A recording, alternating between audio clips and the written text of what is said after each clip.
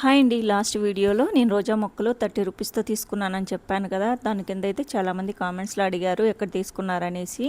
ఈ మొక్కలు బెంగళూరులో నేను ఎక్కడ తీసుకున్నాను, అలాగే ఈ మొక్కలు మనకు ఎంత రేటు పడ్డాయి, ఇక్కడ ఏమేమి మొక్కలు ఉంటాయనేది ఈ వీడియోలో చూపిస్తాను చూడండి.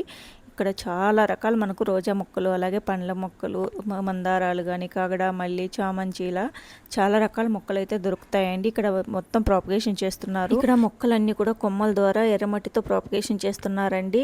ఇక్కడంతా బాగా ఎక్కువ ఎర్రమట్టి కాబట్టి ఎక్కువ బురదగా ఉంది. ఇక్కడ నేను నర్సరీకి వెళ్ళినప్పుడు మొక్కలకన్నీ నీళ్లు పట్టారండి. ఎక్కువ బురదగా ఉండడం వల్ల నేను దగ్గరగా వెళ్ళి వీడియో తీయలేకపోయాను.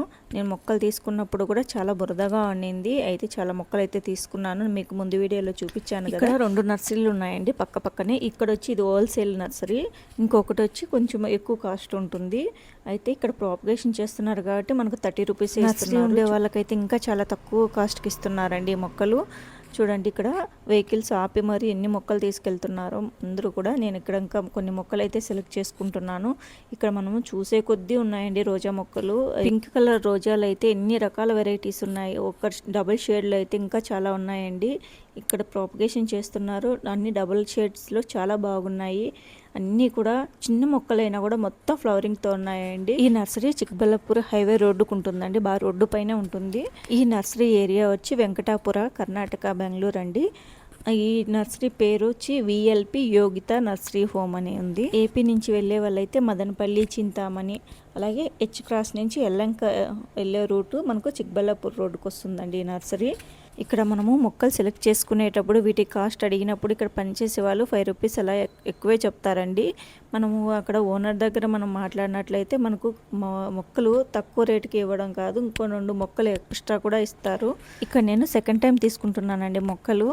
వీళ్ళను మొక్కల గురించి అడిగినప్పుడు ఇవి నీళ్ళలో పెట్టుకున్నట్లయితే ఎక్కువ పువ్వులు వస్తాయి, చాలా బాగుంటాయి అని చెప్పారు. ఇక్కడ రోజా మొక్కలు పొలాలలో రోజా పంట పెట్టే వాళ్ళు ఎక్కువ తీసుకెళ్తా ఉంటారంట అండి. ఇవి నీళ్ళలో పెట్టినట్లయితే చాలా బాగా వస్తాయని చెప్పారు. బెంగళూరు వాతావరణం కొద్దిగా చల్లగా ఉంటుంది, అక్కడ మొక్కలు చాలా బాగా వస్తాయి.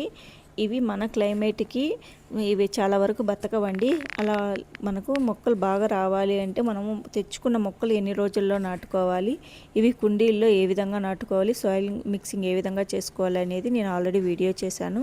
మన ఛానల్ని కొత్తగా చూస్తున్నట్లయితే ఛానల్ని సబ్స్క్రైబ్ చేసుకోండి. అలాగే బెల్ ఐకాన్ క్లిక్ చేసినట్లయితే నేను పెట్టే ప్రతి ఒక్క వీడియో మీకు నోటిఫికేషన్ వస్తుంది. మీరు ముందు వీడియో చూసినట్లయితే ఎప్పుడైనా కూడా మొక్కలు నర్సరీ నుంచి తెచ్చుకున్న తర్వాత ఒక 1 వీక్ అయితే గ్యాప్ ఇవ్వాలండి మొక్కలు నాటుకోవడానికి. అవి మనం ఇచ్చే వాటర్కి, మన క్లైమేట్కి సెట్ అయ్యాకే మొక్కలు నాటుకోవాలి. అప్పుడే మనం పెట్టే మొక్కలు బ్రతుకుతాయి. ఇక్కడ నేను తెచ్చుకున్న మొక్కలన్నీ నాటుకున్నాను కదా, అన్ని మొక్కలు చాలా బాగా వచ్చాయండి. నేను ఫ్లవరింగ్ అన్నీ కూడా కట్ చేసి పెట్టేశాను. అలాగే నేను నాటుకున్న మొక్కలు ఎలా ఉన్నాయో కూడా నెక్స్ట్ వీడియోలో షేర్ చేస్తాను. ఈ సమ్మర్లో చాలా మొక్కలకు నెమటోడ్స్ వల్ల మొక్కలు చాలా డ్యామేజ్ అవుతాయండి. అలా కాకుండా మొక్కలు హెల్దీగా రావడానికి, మొక్కలకి చీడ వల్ల ఆకులన్నీ ఎండిపోయినట్లయిపోయి మొక్క డ్యామేజ్ అయిపోతుందండి. కింద రూట్స్ కూడా పాడైపోతుంటాయి. అలా రూట్స్ హెల్దీగా రావడానికి, మొక్క ఫ్లవరింగ్తో ఫాస్ట్ గ్రోత్ అనేది ఉండడానికి ఎలాంటి మనం మందులు వాడుతున్నాము కూడా నేను నెక్స్ట్ వీడియోలో షేర్ చేస్తాను. నాకు టెర్రస్ గార్డెన్లో మిల్లీ బగ్స్ ఎక్కువగా వచ్చాయండి. వీటిని ఏ విధంగా నేను రిమూవ్ చేసుకుంటున్నాను, అలాగే ఈ రోజా మొక్కలుగా ఫ్లవరింగ్ ఎక్కువగా రావడానికి, వేర్లు హెల్దీగా రావడానికి ఎప్సమ్ సాల్ట్, అలాగే నీమ్ కేక్ ఏ విధంగా వాడాలో కూడా నేను నెక్స్ట్ వీడియోలో షేర్ చేస్తాను. మీకు వీడియో నచ్చినట్లయితే వీడియోని లైక్ చేయండి, షేర్ చేయండి, ఛానల్ని సబ్స్క్రైబ్ చేసుకోండి.